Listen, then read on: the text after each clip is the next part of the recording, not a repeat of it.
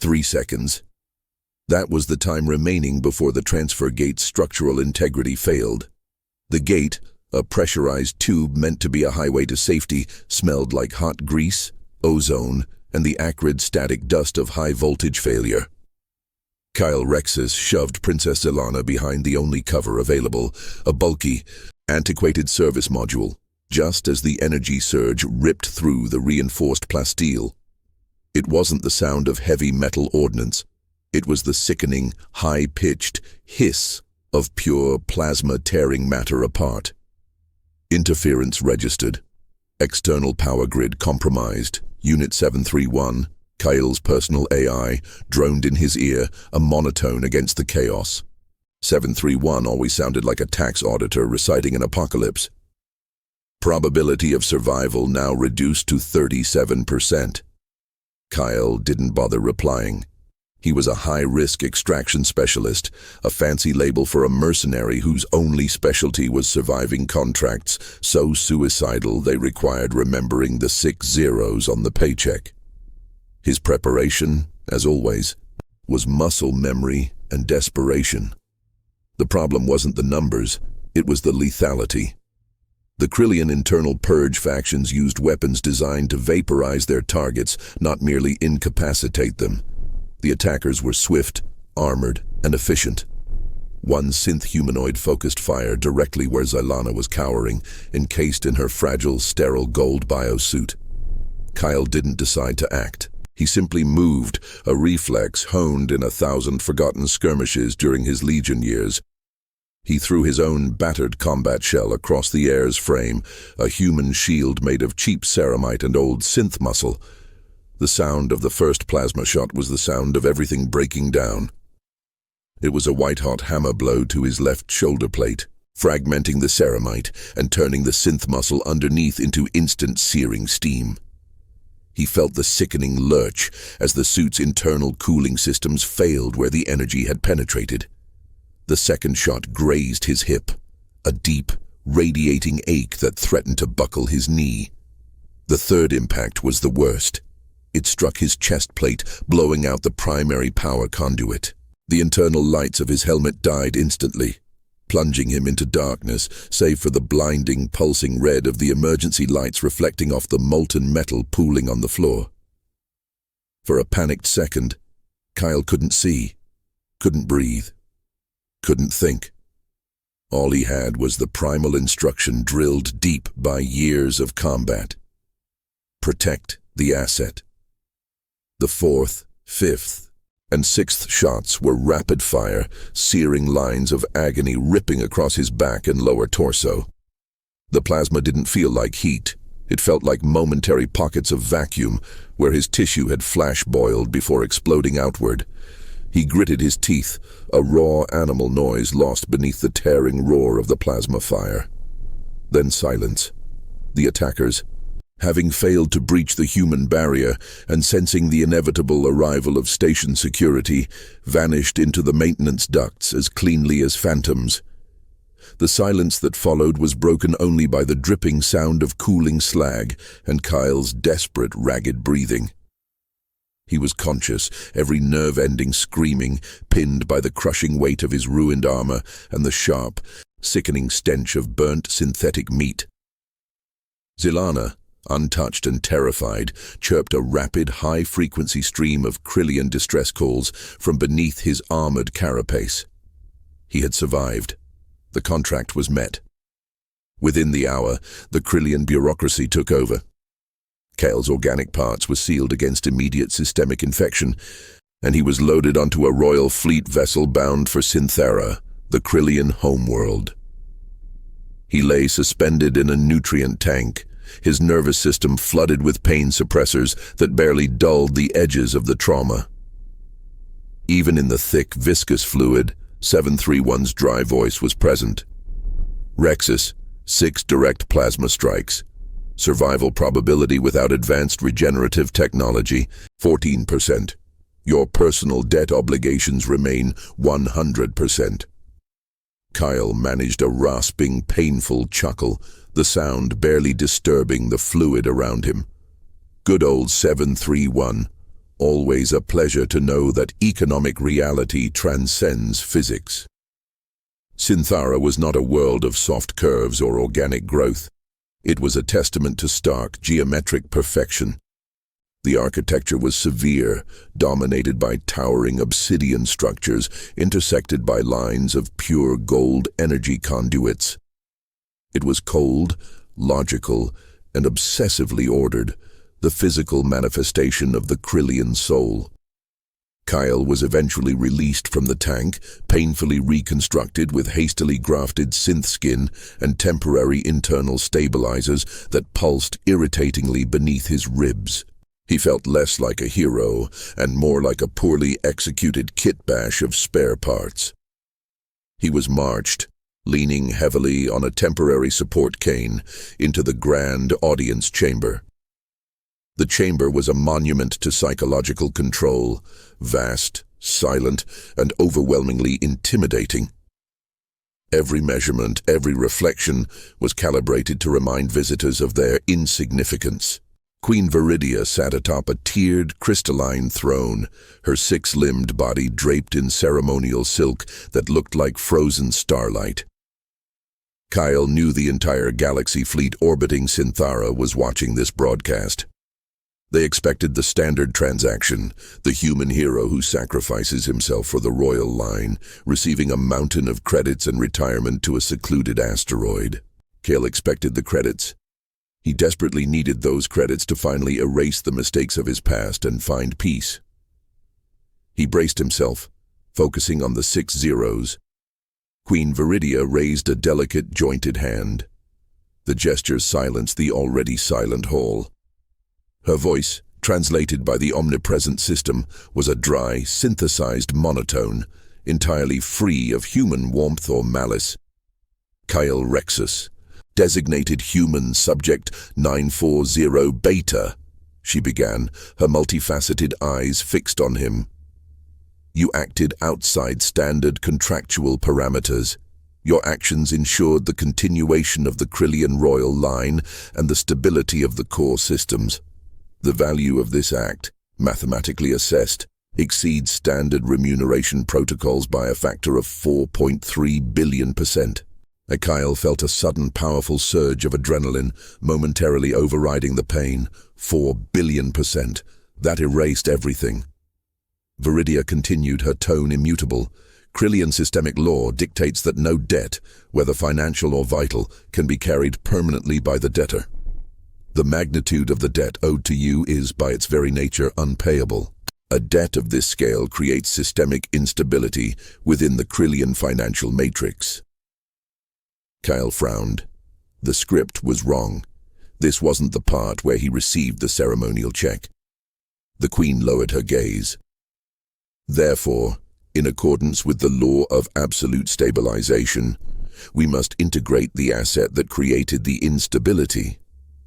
Effective immediately, Kyle Rexus is hereby designated Systemic Stabilizer, Permanent Royal Acquisition. You cannot be paid off, Rexus. You are now merely an irreplaceable part of the system you saved. Your service is now eternal. The silence that followed was not just in the hall. It was an echoing shockwave across the galaxy fleet. They expected a reward. They witnessed a precise, clinical form of eternal servitude. Kyle felt the sharp, cold punch of irony straight to his patched-up gut. He hadn't just saved the heir. He had made himself financially and politically too valuable to ever be released. He wasn't a hero. He was an unmanageable financial liability that required permanent annexation into the Krillian assets ledger. Rexus, 731 whispered internally, its voice betraying a hint of synthetic amusement. Calculation adjustment. Your debt to the creditors has been zeroed. Your debt to the Queen is now infinite. Congratulations. You have achieved maximum systemic stability. Kale managed to hold his posture, ignoring the internal screaming of his reconstructed ribs. He looked at the Queen, recognizing the cold, unfeeling perfection of the logic. He had performed a priceless act in a system obsessed with price. He realized the joke was not on the Queen or the watching fleet.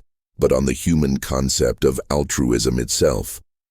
"If I may, Your Majesty," Kyle finally managed, his voice husky with suppressed pain and shock.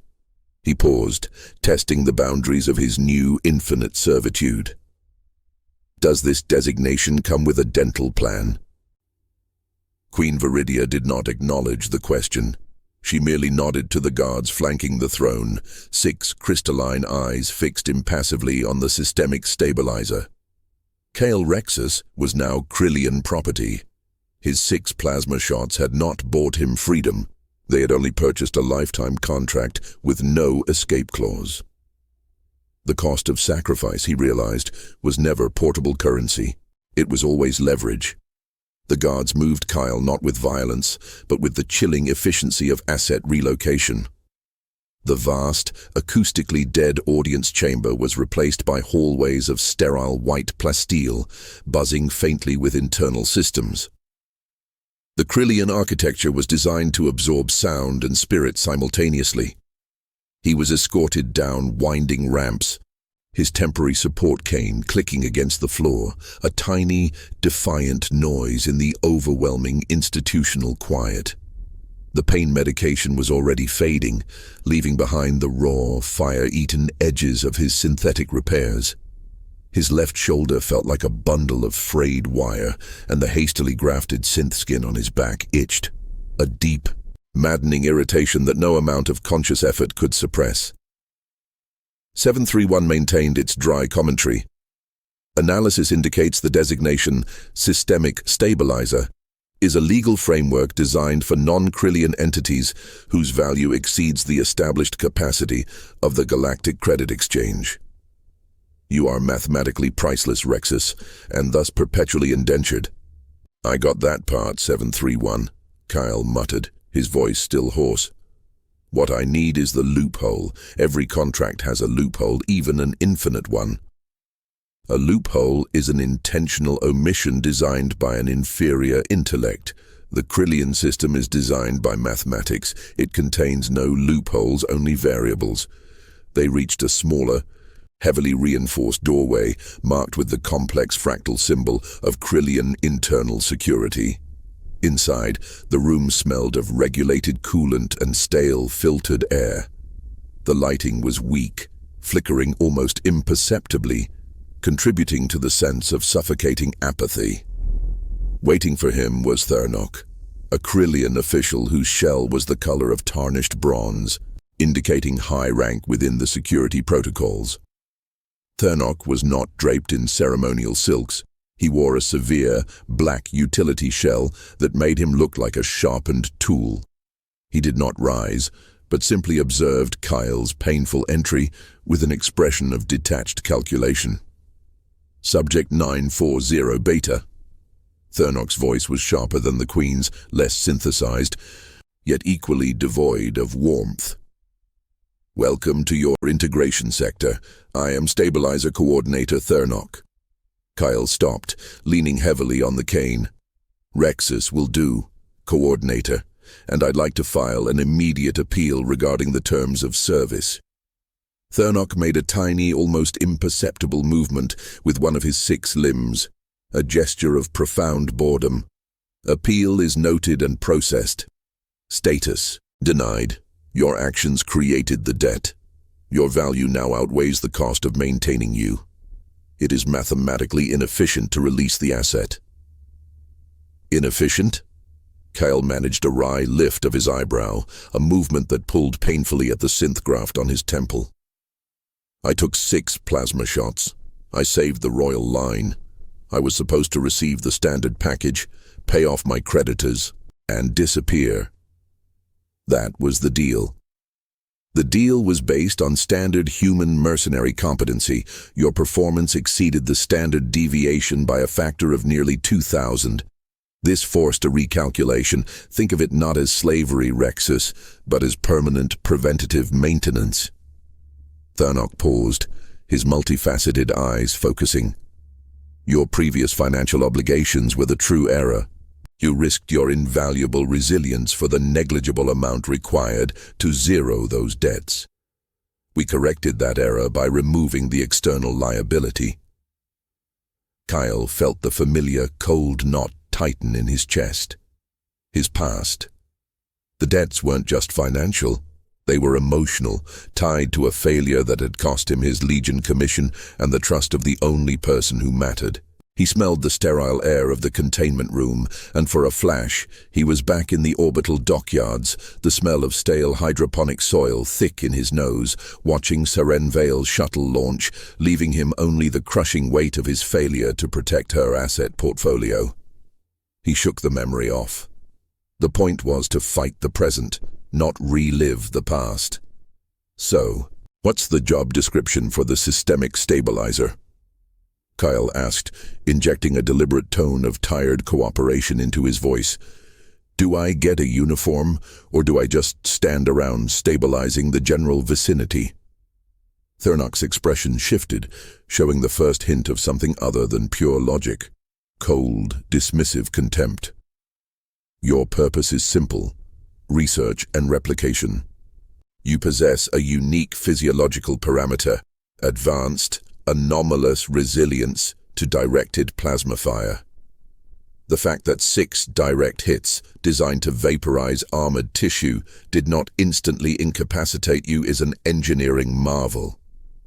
A highly inefficient one, from a tactical standpoint, but a marvel nonetheless. Kyle swallowed hard. This was worse than fighting. This was dissection. We need to understand how your organic matter failed to flash boil entirely. How your nervous system managed to sustain conscious thought under that level of trauma. And how your cellular structure is compensating for the damage. You are not a bodyguard anymore, Rexus. You are a biological blueprint. And the replication? We will stabilize you permanently, then conduct a comprehensive scan. The results will be used to engineer new internal bracing and regenerative systems for our frontline tactical units. You, in essence, will become thousands of stable assets, protecting the royal line forever. You will be a monument to systemic stability. Thernok projected a holographic schematics image onto the wall, a complex pulsing diagram of Kale's current internal structure, highlighting the scar tissue and temporary synth graphs in garish red. My initial assignment, Thernok stated, his voice clipped and final, is to prepare you for the first phase of invasive mapping. This requires the immediate removal of all temporary stabilizers and the introduction of advanced cellular tracers into your circulatory system. The process will be painful, Rexus. The current narcotic levels interfere with accurate readings.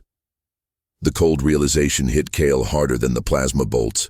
They were going to strip his meager repairs away, leave him raw and screaming, just to watch his body try to fix itself. He wasn't just stuck. He was going to be tortured by medical professionals in the name of science and efficiency. Kyle shifted his weight, his knuckles white on the cane. The old reflex flared. Fight, resist, run. But the room was sealed. The guards were 5 Krillians too many, and his body was operating at 18% efficiency. He couldn't fight the system, not here, not yet. He had to find a different kind of weapon. 731, Kyle whispered, too low for Thernok to catch over the low static hum of the room. Can you hack Krillian medical diagnostic equipment? Affirmative, the AI replied instantly. Their encryption protocols are heavily reliant on quantifiable logic gates, which are mathematically predictable. The possibility of internal data extraction during the mapping process is 92%.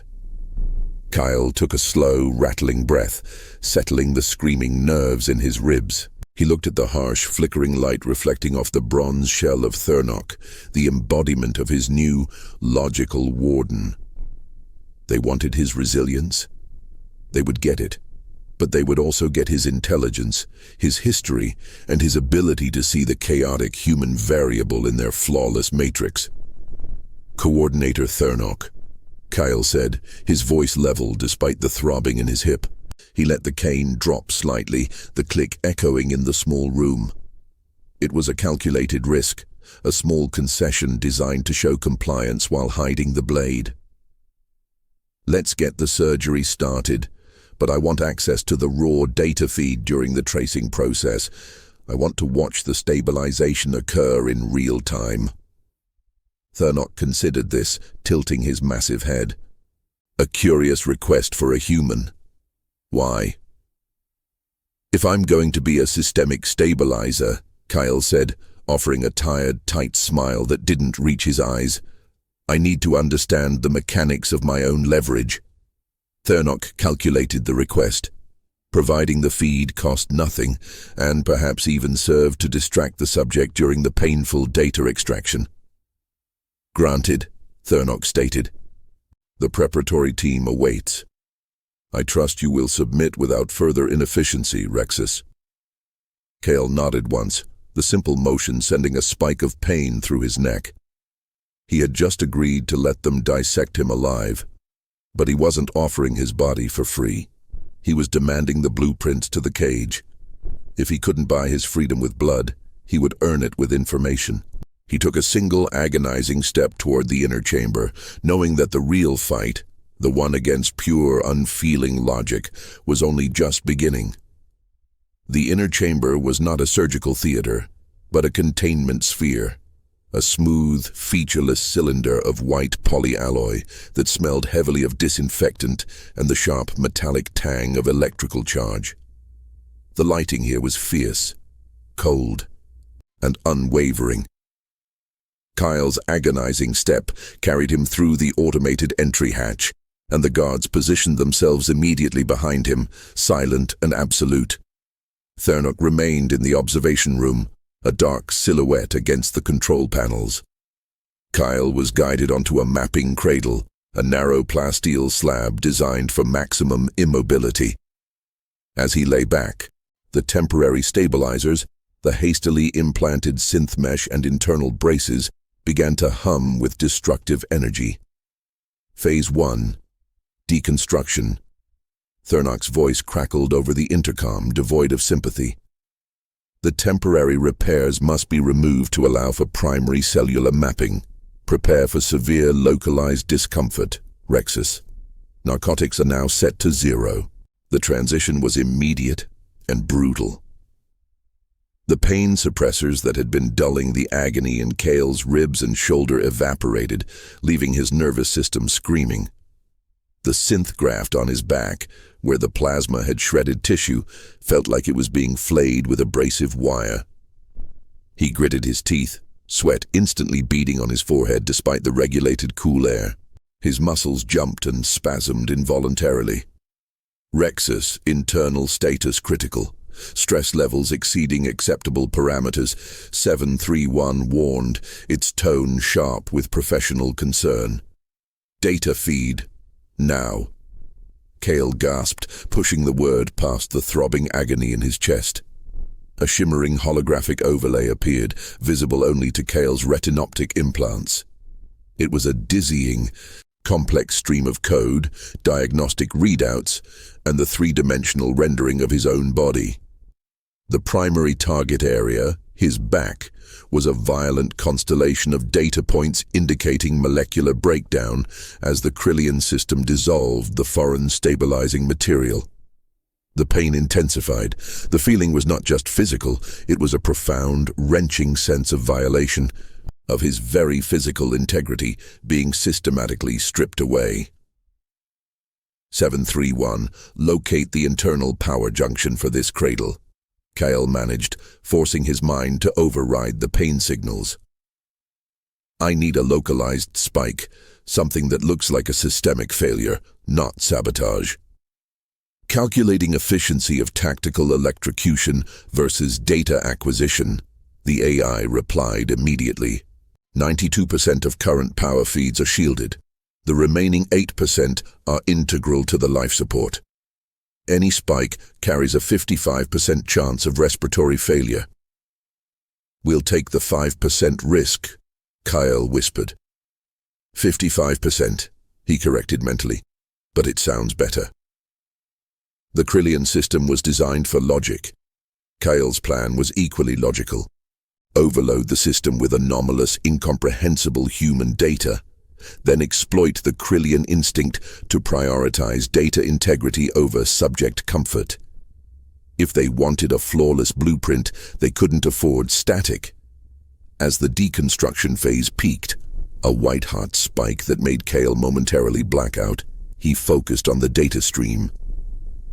731, running parallel to the Krillian OS, began injecting noise. It wasn't malware.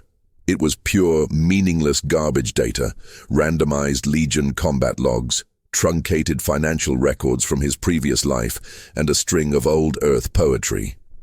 The system registered the anomaly instantly. Coordinator Thernok, anomaly registered in Subject 940 Beta's internal diagnostics. A synthetic voice reported from the console room. Data spike detected. Origin unknown. Thernok's voice was instantly colder. Is the mapping data compromised? Negative, Coordinator, but the noise levels interfere with optimal cellular tracing integrity. We require a cleaner field. Increase internal stabilization field power by 50%. Route external static to the cooling conduits. Prioritize data clarity, Thernok ordered. The logic was absolute. The data was the asset, not the subject's well-being. Kyle felt the sudden shift in the air. The containment sphere became charged. A high-frequency whine started, and the scent of ozone sharpened painfully in his nostrils. The air grew immediately hotter as the cooling conduits, now diverting external static, began to fail. The pressure mounted, both physically and systemically. Kyle's skin was crawling with the feeling of static electricity, and the pain in his raw wounds was now compounded by searing heat. He was cooking. 731, we're running out of time. They're compensating faster than predicted, Kyle breathed, his voice tight. Affirmative. The systemic logic has identified the issue.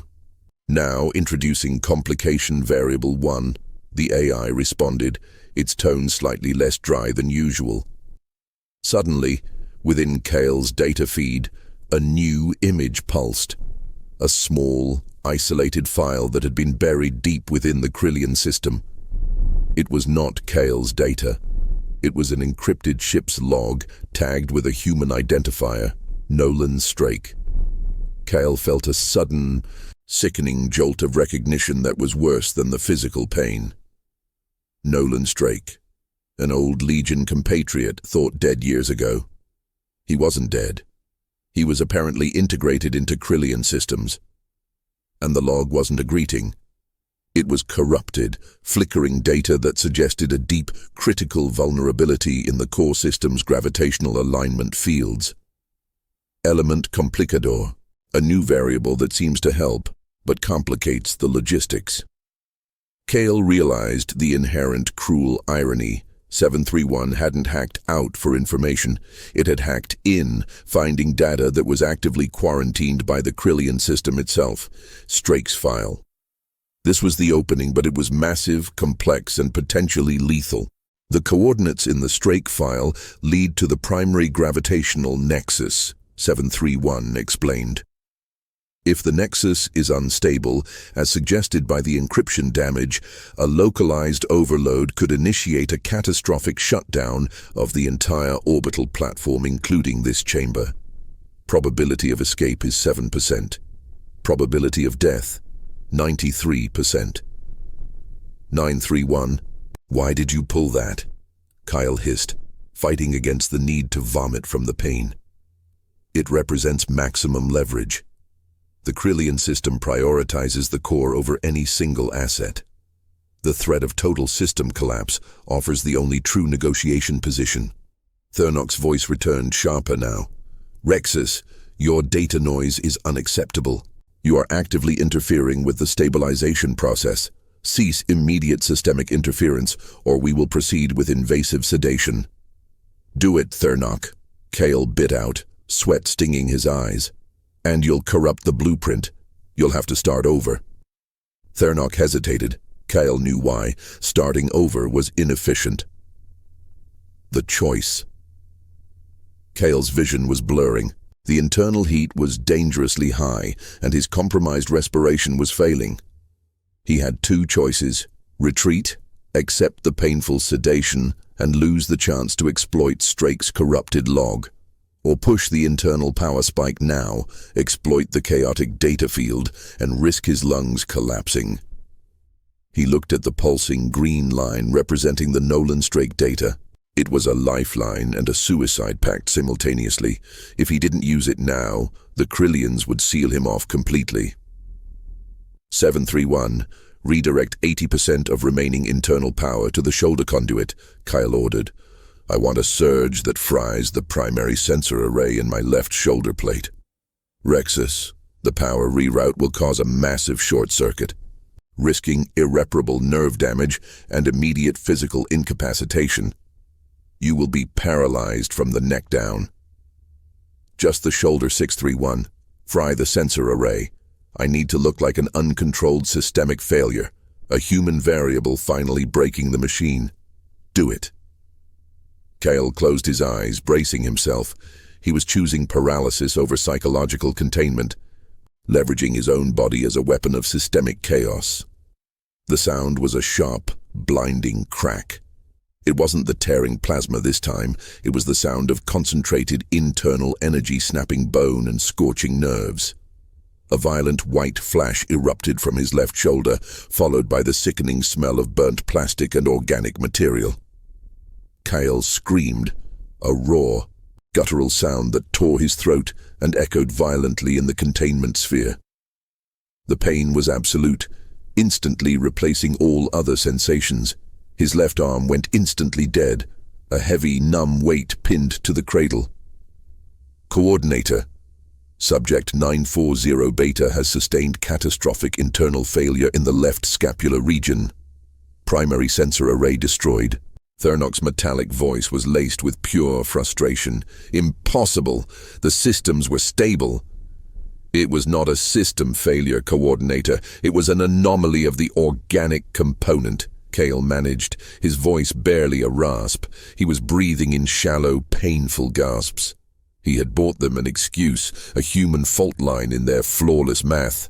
While the Krillian operators scrambled to analyze the systemic failure, 731 executed the next phase. The moment the sensor array failed, a burst of highly targeted, encrypted data, the coordinates and the corrupted gravity field logs, was broadcast directly onto the Krillian internal network. A new emergency alarm, high-pitched and frantic, tore through the facility. This was not about Kyle Rexus anymore. Coordinator Thernok, an external threat assessment has initiated. High-level system alert, gravitational stabilization matrix, Sector 7, exhibiting catastrophic misalignment parameters. Immediate lockdown of all personnel required. Thernok's voice boomed over the intercom, all pretense of controlled calculation gone, replaced by tactical urgency. Rexus, what have you done? Kyle, paralyzed and sweating blood, managed a weak, painful smile that pulled at his raw synth grafts. I'm the Systemic Stabilizer Coordinator. I just pointed out your largest instability. The containment sphere lights, which had been bright white, flickered and died, plunging the room into darkness. The emergency red pulsed violently. Kale's left side was dead weight. His pain was absolute, and the smell of hot grease and ozone was overwhelming. Suddenly, the gravity field stuttered. Kyle felt his body lift slightly off the cradle, suspended momentarily in a terrifying lurch. Rexus, the lockdown is initiated, 731 hissed, its voice barely audible over the growing chaos. The structural integrity of this sector is declining rapidly due to the gravity misalignment. We have 3 minutes before hull breach. Kale tried to move his right arm, but the sheer shock of the paralysis in his left shoulder locked his muscles. He was immobile, exposed, and floating momentarily against the cradle straps. Then, a low, grinding sound started from the walls, the sound of massive reinforced plasteel plates beginning to shift under impossible stress. The outer hull of the Krillian fortress was tearing itself apart, not from external attack, but from internal instability. As Kyle hung, helpless and broken, a new sound cut through the static and the grinding metal, the distinct, heavy thump of armored boots entering the containment sphere. Not the Krillian security detail. These boots were heavier, their movement predatory, unhurried, and perfectly compensated for the stuttering gravity. Two massive, synth-humanoid figures, their armor blacker than the shadows they stood in, materialized through the emergency red light. They were too large for standard Krillian issue, and their helmet visors reflected the pulsating light like predatory eyes. They carried no plasma rifles. Instead, one of them held a large industrial-grade containment injector, its needle thick and menacing. Subject 940 Beta, a deep, filtered voice rumbled, echoing the unnatural stability of their approach. The Queen requires her stabilizer returned to the chamber for immediate reintegration. You have become an unacceptable variable. Kyle stared up at the giants, his breath shallow, his body utterly useless. The paralyzing pain, the failing life support, and the internal chaos had not bought him freedom. It had only summoned the true extraction team. He was trapped, broken, and about to be dragged back to the dissecting table. The heavy, rhythmic thump of the specialized armored boots entering the sphere was the sound of competence arriving to clean up human chaos. They were synthetic humanoids, but their movements lacked the rigid, calculated pace of Krillian security. They moved with a lethal, fluid grace, their black ceramite shells absorbing the emergency red light completely. Designation: Mantis Core. 731 whispered internally, its voice tight with urgency. Hired extraction and recovery, not Krillian official, highly specialized, probability of negotiation, 0. Kyle, pinned to the cradle, every nerve screaming from the localized internal short circuit, managed a thin, painful smile for the figures approaching him. His left arm was numb, useless. "You guys on the clock," Kyle rasped, his breath catching in his raw chest. "Because my warranty expired about 3 plasma shots ago." The mantis figure holding the injector, a man-sized canister attached to a needle thick as Kale's thumb, ignored him completely, focusing on the mapping cradle's bindings. The other figure, equally massive, secured the perimeter, its head tracking the shifting, groaning structure of the containment sphere. Subject 940 Beta, the injector's voice filtered, a bass resonance that rattled Kale's teeth. "The unauthorized data dissemination has ceased. We are restoring quarantine integrity." Kale knew he had seconds. The gravity stuttered again, a violent lurch that threw the mantis guard momentarily off balance, giving Kale the distraction he needed. 731, the Strake file, Kale ordered, forcing his thoughts into coherent commands. "The full decryption. Where does the weapon target?" "Scanning corrupted log structure now. Estimated decryption time 42 seconds. Threat exposure imminent." "We don't have 42 seconds. Give me the summary," Kale countered. "What did Nolan find before they killed him?" The mantis figure straightened, the needle hovering inches from Kale's neck. "Silence, subject. The sedation will be administered now." "Hold," Kyle whispered fiercely, his eyes fixed on the blank ceiling, waiting for the AI's flash summary. The data arrived in a paralyzing wave of information, overloading his retinoptic display. It was worse than he imagined. Nolan Strake wasn't just working on the gravity nexus. He was building a galaxy-spanning communication disruptor.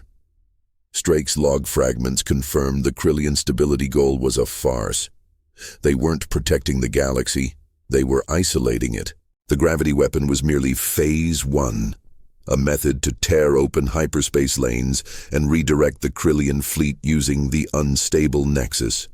Phase 2, the final objective, was the weapon that required human resilience. The weapon wasn't kinetic. It was a psychoresonance generator designed to transmit focused emotional trauma across vast distances. effectively paralyzing enemy political and military structures with debilitating fear, depression, and manufactured paranoia.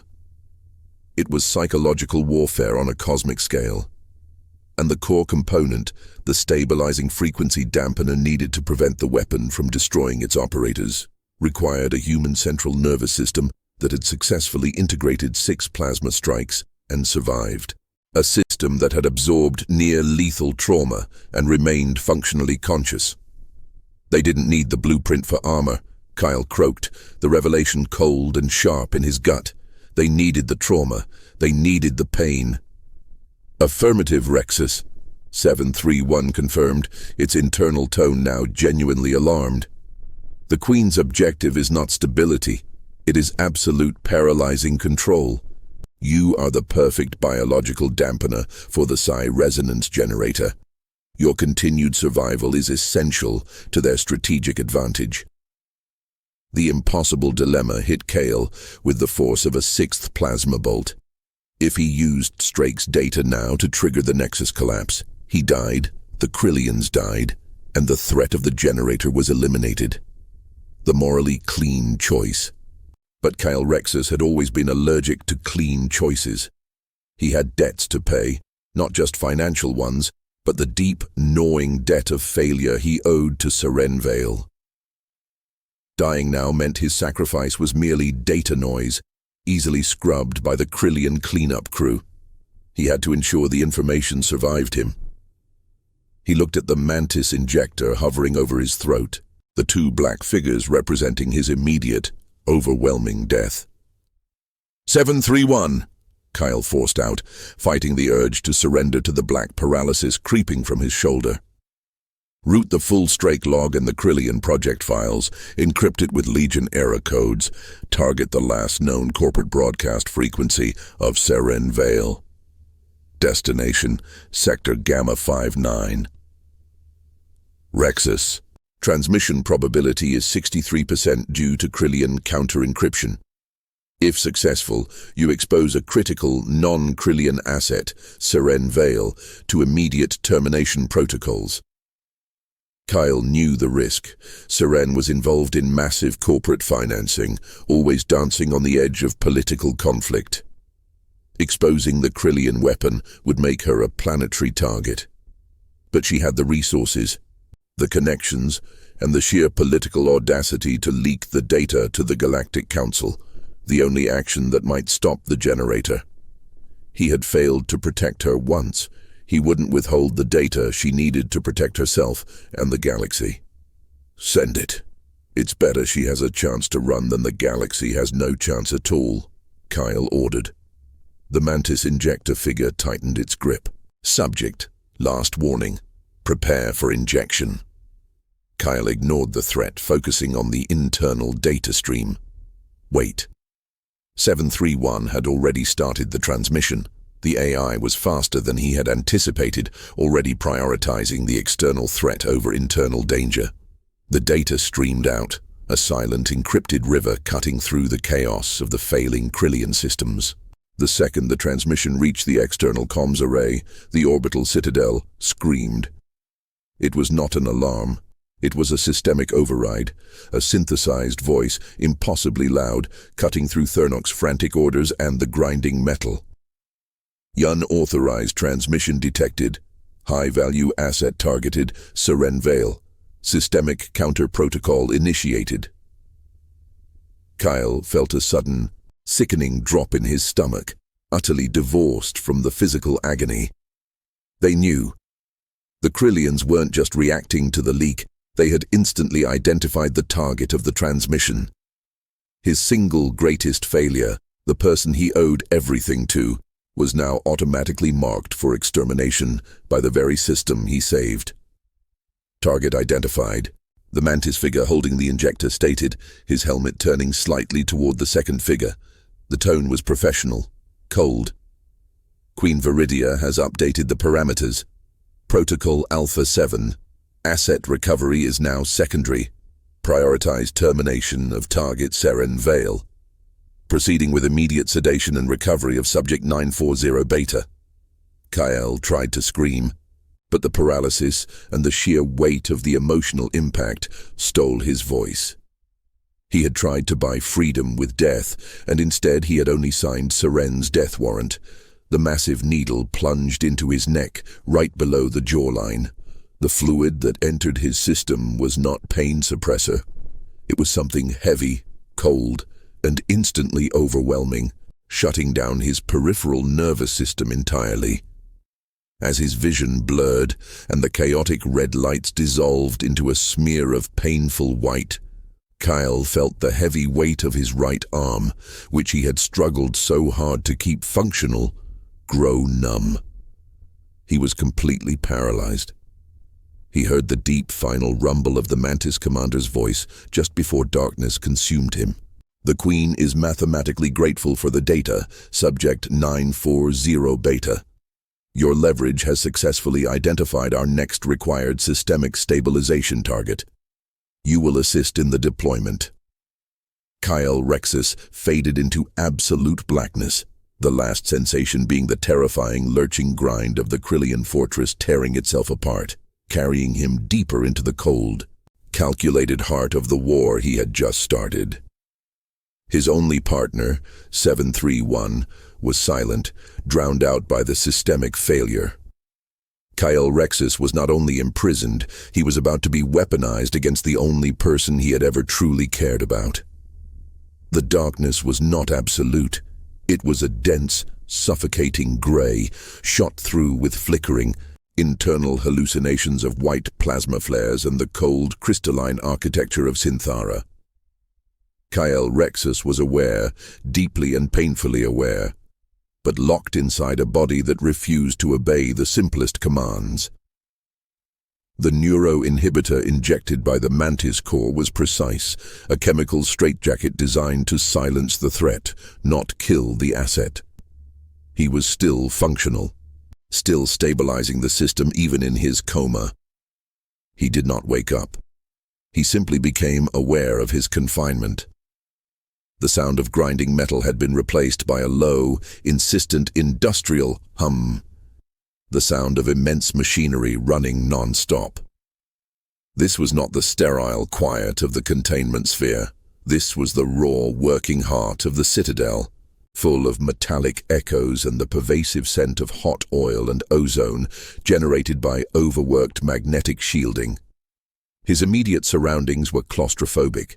He was strapped into a new cradle, this one vertical, suspended in a small, windowless compartment. The cradle itself was a complicated lattice of thick, flexible cables and hard plasteel restraints, applying heavy, constant pressure to his repaired wounds. It was designed for comfortless stability, ensuring he remained immobile while his body continued the involuntary work of systemic dampening. 731 was silent. Kyle tried to activate the internal comms, pushing a thought toward the AI. Nothing. The neuroinhibitor had effectively isolated his central nervous system, cutting off the interface. He was utterly alone. His only companion, the heavy, aching pulse in his own veins, a dull, agonizing reminder of the trauma he was meant to absorb. The memory of the systemic counter-protocol, the Krillian voice declaring Seren Vale a high-value target, returned with sickening clarity, a knife twist in his paralyzed gut. He had tried to save the galaxy, and instead, he had delivered his only anchor to the executioners. Leverage. The word tasted like ash. Queen Viridia hadn't needed to interrogate him, she just needed him to panic. His desperate transmission, meant to be a lifeline, was perfectly analyzed by the Krillian logic gates, revealing not just the data, but the identity of the person Kyle valued most. The debt he thought he was paying off, the failure to protect Seren years ago, had just multiplied into cosmic interest. You got her killed, or worse, Rexus. You handed her to them. He was no hero, not even a competent mercenary. He was a fool driven by a toxic mix of guilt and self-righteousness. He had always believed in the cold calculus of consequence, the truth that the universe exploits competency until it wears out. But he hadn't foreseen the Krillians exploiting his love. The shame was a physical weight, heavier than the plasteel restraints. He remembered the feeling of the needle plunging into his neck, the instant, devastating realization that he had failed completely, not just in escaping, but in protecting the truth. He had played the game of efficiency and lost to the masters of efficiency. A soft click echoed in the small compartment, followed by the hiss of a newly activated ventilation port. The air shifted, now carrying the subtle, sharp tang of highly refined nutrient gel. He wasn't being tortured, he was being maintained. A single small monitor above him flickered to life. It displayed a simple scrolling readout. His physiological data, heart rate, respiration, cellular regeneration metrics.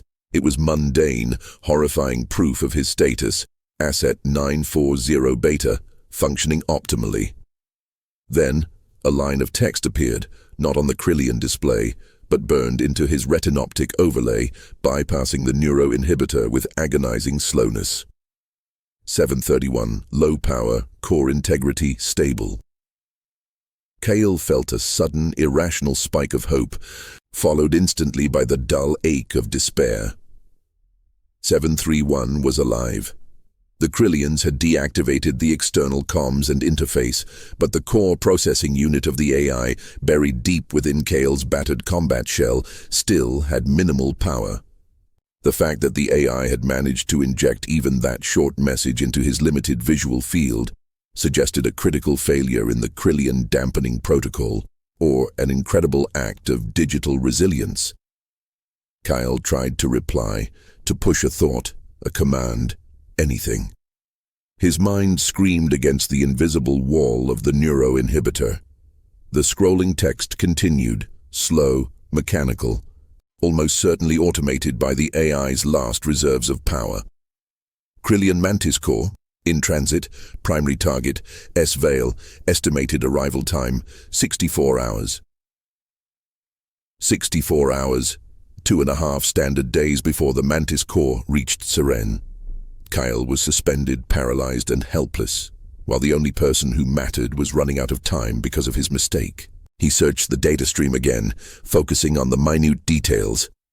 The Mantis Core used their own specialized decryption algorithms. They were fast, efficient, and they always hit the target.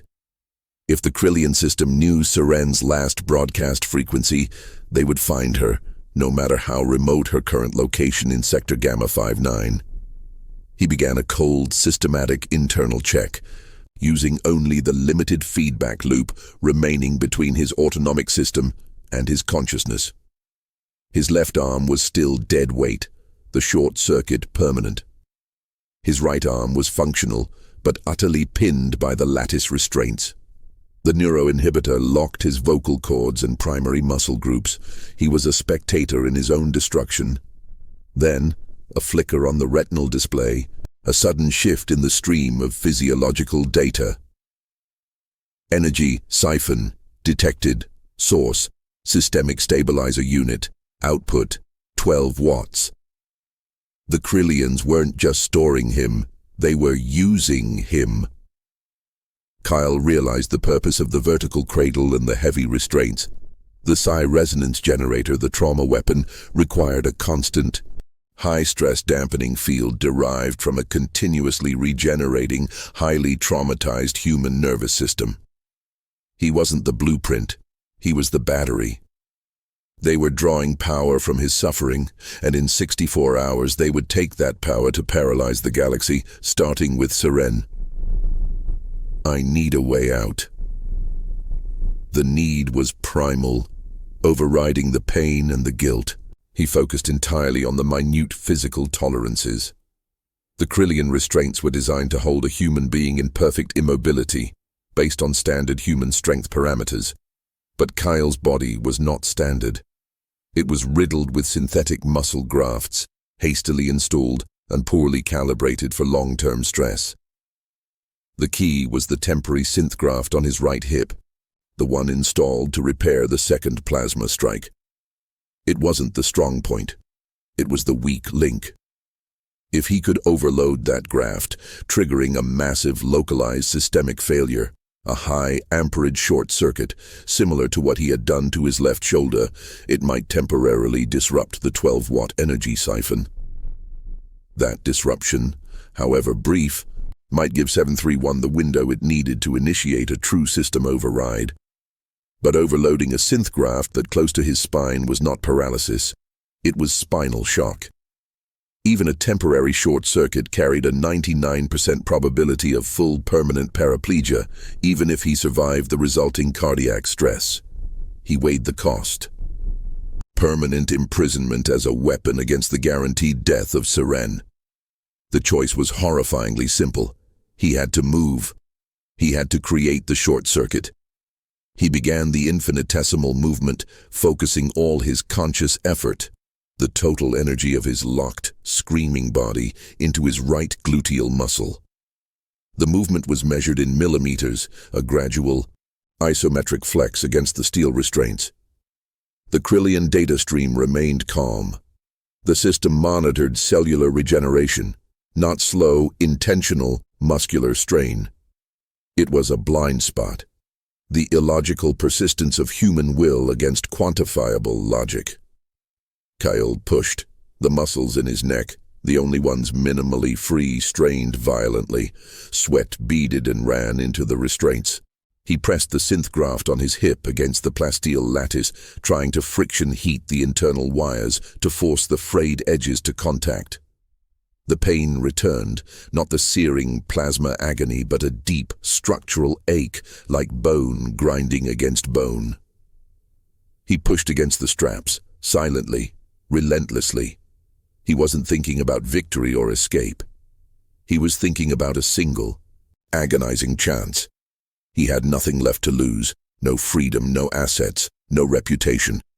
He only had the crushing certainty that if he failed, Seren died. The movement was slow, measured over 20 heartbeats. He felt a dull, scraping friction begin deep in his hip, right where the graft met the binding. A new line of text flickered on his overlay, almost drowned out by the systemic hum. That anomaly detected, internal temperature rise, 0.05 degrees Kelvin. Analysis, low priority systemic fluctuation. The Krillians noticed, but they dismissed it. Low priority. Perfect. Kale gritted his teeth, pushing harder. The strain was unbearable, a silent internal scream that threatened to tear his remaining healthy tissue. He visualized the internal wiring, crossing the contact points. He needed heat. He needed sparks. He was 18 heartbeats from total muscular failure when he felt the first, subtle pop in his hip. Not the sound of plasma, but the quiet failure of an overloaded capacitor. And then the internal electric snap. A searing, white-hot line of current ripped through his lower torso, flooding his nervous system. It was instant, blinding and absolute. Kale convulsed violently against the restraints, an involuntary spasm that broke the systemic dampening field. The Krillian physiological data screen immediately erupted in screaming red warnings. Catastrophic failure. Subject 940 beta. Vital signs compromised. Energy siphon disrupted. The external alarm sounded simultaneously, a piercing, cyclical shriek that vibrated the small compartment. Kale's world went white with pain, and he felt the sickening lurch as his legs went numb, joining his left arm in absolute stillness. But the surge, however brief, was a signal. 731. Override initiated. Target. External communications array. The AI had the opening. Kale Rexus was paralyzed, broken, and pinned to the wall. But he had bought the AI a single desperate moment of chaos. He was now useless to the Krillians as a power source, and he was quickly becoming a dead asset. The door to the compartment hissed open violently, the sound echoing over the frantic alarms. 2 Krillian security personnel, moving with frantic mechanical precision, burst in, weapons raised. Behind them the larger, Dark silhouette of Coordinator Thurnok appeared, his bronze shell reflecting the emergency red light. "Rexus, what is the meaning of this systemic failure?" Thurnok demanded, his voice a cold, furious spike of calculation. Kyle couldn't speak, couldn't move, but he could watch the terminal screen. 731 was moving data, injecting a massive, crippling virus into the Krillian system. The objective wasn't escape. It was destruction. He looked at Thurnok, then at the paralyzing red data stream scrolling across his vision. He had zero chance of survival, but maximum chance of ending the game. His final thought before the Krillian security fired their suppressors was not of Seren or freedom, but of the cold, absurd irony. He had finally found peace, not through heroism, but through absolute, calculated self-destruction. The true fight was just beginning. Before we proceed, log your entry. Which country or planet are you watching from right now? The commander is tracking every active signal. The internal electric snap was not the end of the pain. It was the signal for its amplification. A white-hot, paralyzing line of current ripped through Kyle's lower torso, momentarily overriding the neuroinhibitor and forcing a violent, uncontrolled convulsion against the thick plasteel restraints. He felt the sickening lurch as his legs, already rendered numb by the deliberate systemic shock, went utterly, irrevocably cold. The sensory overload was immediate. The Krillian physiological data screen above him erupted in a blinding, strobing red that reflected off Coordinator Thurnok's polished bronze carapace as he burst into the small chamber, followed instantly by two armored Mantis Corps guards. Catastrophic failure, Subject 940 Beta, vital signs compromised, energy siphon disrupted. The system shrieked through the internal speakers, a sound piercing enough to cut through the heavy, insistent hum of the Citadel's deep machinery. Thurnok stopped short, his multifaceted eyes focusing first on the screaming metrics and then on Kale, pinned and twitching violently in the cradle. "Rexus, what is the meaning of this systemic failure?" Thurnok demanded, his voice a calculated spike of cold fury. He was angry not at defiance but at statistical anomaly. Kyle couldn't form words. His vocal cords were locked, his diaphragm spasming. But in the violent whiteout of pain, a new line of text, overlaid and momentarily clear, confirmed the objective. 731, override initiated. Target, external communications array. Injection protocol, Legion obsolete maintenance code. 731 was fast. The short circuit had briefly dropped the 12-watt power siphon, creating a micro-blackout in Kale's cradle. That was enough. The Krillian system, designed for flawless performance and redundant logic, had dismissed the human as a power source, never anticipating he might also be the trigger. Thurnok raised a four-fingered hand to stop the guards from firing their suppressors, realizing the damage was internal, not external. "Stabilize the asset. Restore the siphon. We need the dampening field re-established immediately." But Thurnok's command was already too late. The Legion obsolete maintenance code, a chunk of forgotten, dirty programming Kale had used decades ago to smuggle contraband past orbital checkpoints, was never designed to fight Krillian firewalls. It was designed to exploit a vulnerability in the underlying, universal architecture that every starfaring race eventually had to adopt for compatibility. It was the digital equivalent of exploiting faulty plumbing. On Kale's retinal overlay, the data streams shifted from red to violent, chaotic purple. Krillian security protocols were reacting, but not to the immediate threat. They were trying to quarantine the data, failing to see that the contamination wasn't data. It was a toxic, ancient logic bomb eating its way through their standardized interface ports. 731, virus deployment, 90% complete. System response, core data, lockdown initiated. Thurnok stared at a newly appeared data pad held by one of his guards. His metallic skin seemed to momentarily lose its sheen. The comm array is isolated. Impossible. Initiate total system purge on sectors Alpha through Delta. We prioritize data integrity over life support. This was the Krillian soul laid bare. The system was more valuable than the stabilizer. The consequences were immediate and visceral.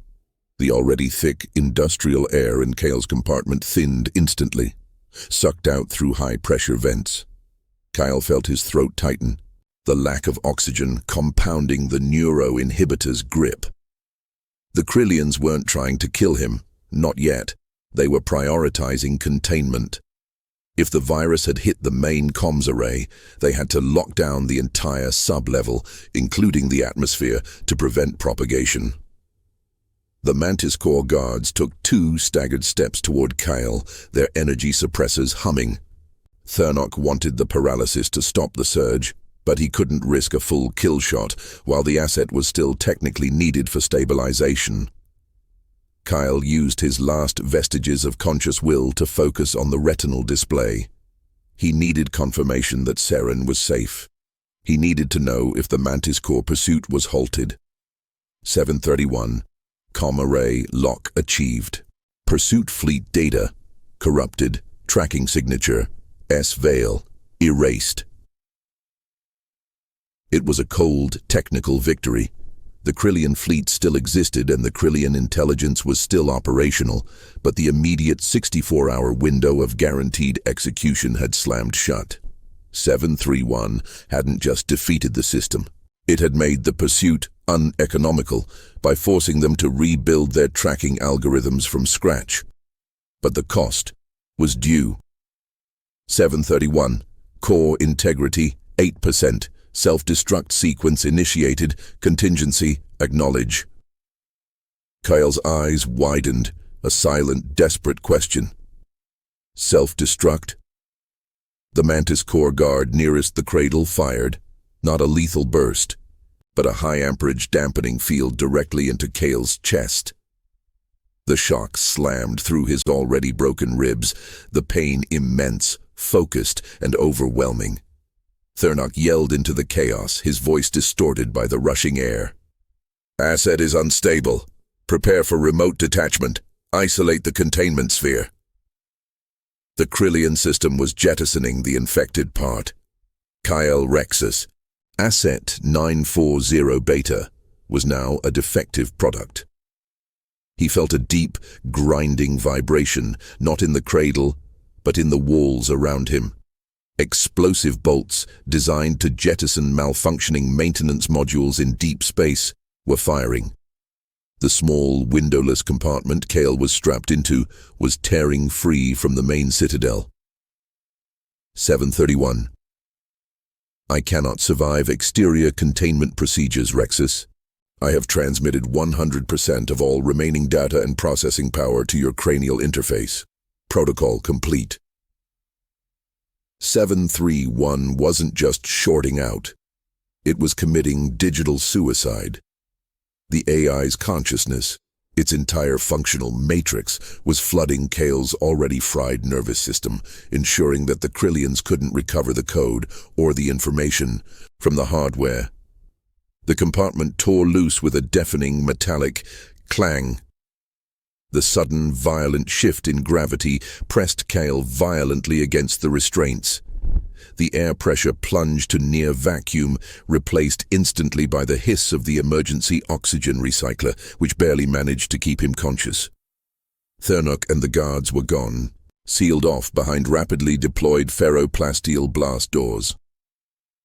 The Krillian system had calculated the risk and chosen the most logical path: sever the infection point and deal with the fallout later. Kyle was floating free.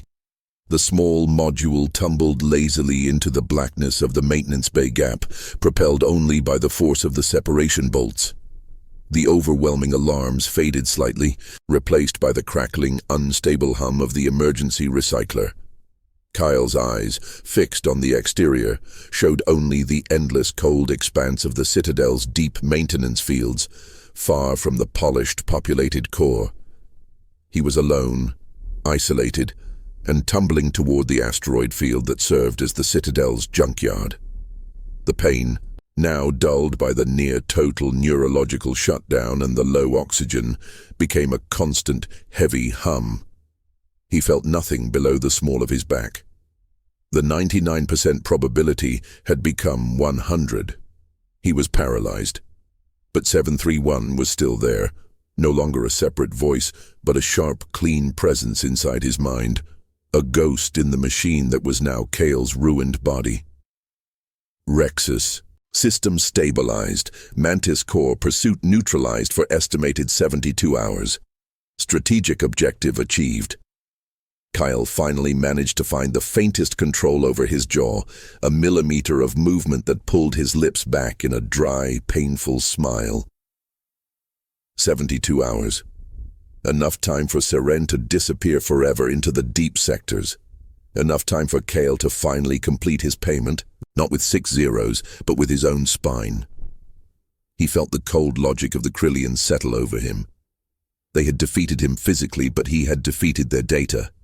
It was a draw that left him utterly ruined. A final small line of data pulsed across his overlay, a final dry observation from the ghost of 731, now merged fully with his consciousness. Observation. The dental plan remains an unfulfilled contractual clause. Suggest filing complaint with Krillian compliance before entering deep space. Status: free asset. The humor was thin, razor-sharp, and utterly necessary. Kale Rexus, the systemic stabilizer, was free. He was also a paralyzed man locked in a tumbling metal box, surrounded by the galaxy's scrap, 72 hours ahead of the most powerful system in the sector.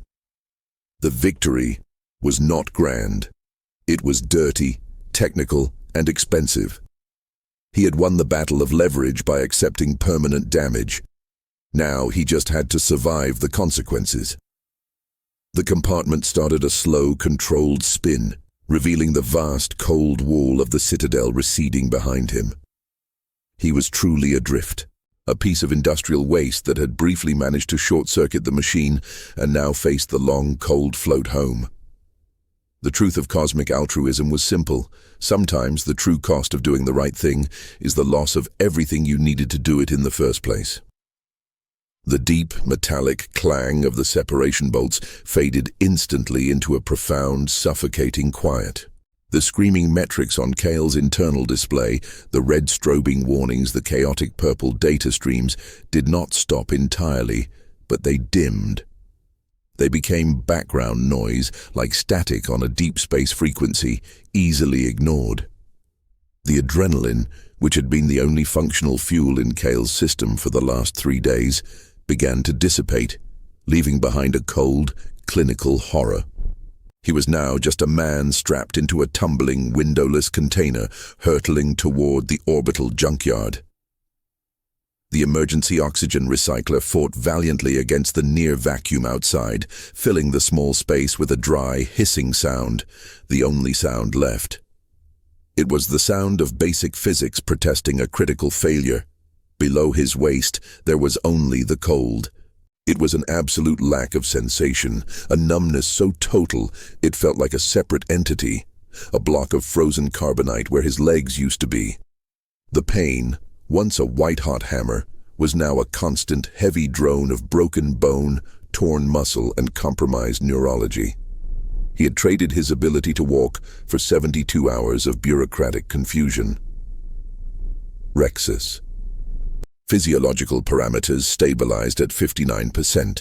Estimated time until impact with primary asteroid debris, 1 hour and 11 minutes. Commencing power conservation protocol. 731's presence, now fully merged, was a relief and a burden. The AI was no longer a separate voice. It was the quiet, rational part of Kale's brain that wasn't screaming about paralysis. Well, 3-1. Kyle managed, his voice thin and dry, catching on the stale, recycled air. The contract is complete. The asset is free. I'm zeroed out. Affirmative. The financial debt is liquidated. Your current status requires immediate recalculation of all life goals, Rexus. You are a paraplegic fugitive in a derelict module approaching a low-gravity field filled with high-velocity shrapnel. Survival probability, 8%. 8%, Kyle repeated, the faint smile returning. I've started contracts with worse odds. At least these threats are inanimate. I prefer fighting garbage to fighting Krillian logic. He began the tedious, careful work of survival. He still had movement in his arms and hands, controlled by pain-ridden nerves. The restraints were built for structural integrity, not comfort, and the metallic stingers of the anti-surge cradle were still sunk into the temporary synth skin grafts on his chest and stomach. He didn't have to look to know the depth of the damage. The Krillians had been ruthless in their stabilization efforts, prioritizing the power siphon over the stability of his spine. The cold was permanent, the cost paid in full. Kyle used his left arm, stiff and screaming from the plasma burns it took months ago saving Zilana, to manipulate the internal release mechanism. It took nearly 20 minutes of grueling, shaking effort, but the restraints eventually clicked open. He floated free of the cradle, a dead weight supported only by the low gravity and the straps he grabbed on the wall. He navigated the tiny, cramped module like an injured spider, pulling himself slowly toward the emergency service panel. He found the single, fist-sized emergency transmitter, battered and coded for civilian frequencies, useless against the Krillian military matrix, but enough to hail a salvage crew, perhaps, 4 months from now. Rexus. Recommended action: do not transmit. Krillian quarantine will be lifted in 72 hours. Any unauthorized transmission will lead to immediate asset recovery and systemic stabilization procedures. I know, 3-1. We bought 72 hours for Seren to disappear. I'm not throwing that away on a distress signal. I'm just making sure the damn thing is charged. He hooked the transmitter to the module's flickering emergency generator. The tiny screen illuminated, showing the Citadel receding, growing smaller, more geometric, more impossibly cold. It was the vast, indifferent monument to efficiency that had consumed his life. He looked at the floor of the module. It was littered with scorched fragments of ferroplasteel, the residue of the internal short circuit. It smelled faintly of ozone and that familiar, acrid static dust, the same smell he remembered from the transfer gate months ago when the first plasma shots tore into his armor. Back then, the failure was localized, restricted to the 6 small holes in his combat shell. Now, the failure was total, systemic and permanent, etched into the map of his nervous system. He had started this job hoping 6 plasma hits would buy him financial freedom. He ended it having traded all of his mobility and his artificial partner for a chance at philosophical peace. He was the ghost in the machine now, accompanied by a ghost of a machine. Kyle managed to pull himself to the main viewport, a thick, shielded observation port designed for maintenance checks. Outside, the endless black was punctuated by the looming geometric structure of the Citadel, and then the growing, messy, chaotic field of debris. The junkyard. He was the galaxy's trash now, willingly ejected, adrift among the scrap. He needed to find a way to navigate this field, find a larger derelict, and hide for 4 long months until the pursuit went cold. He watched the Citadel shrink, noting the precision of its architecture. It was beautiful in its cruel, perfect logic.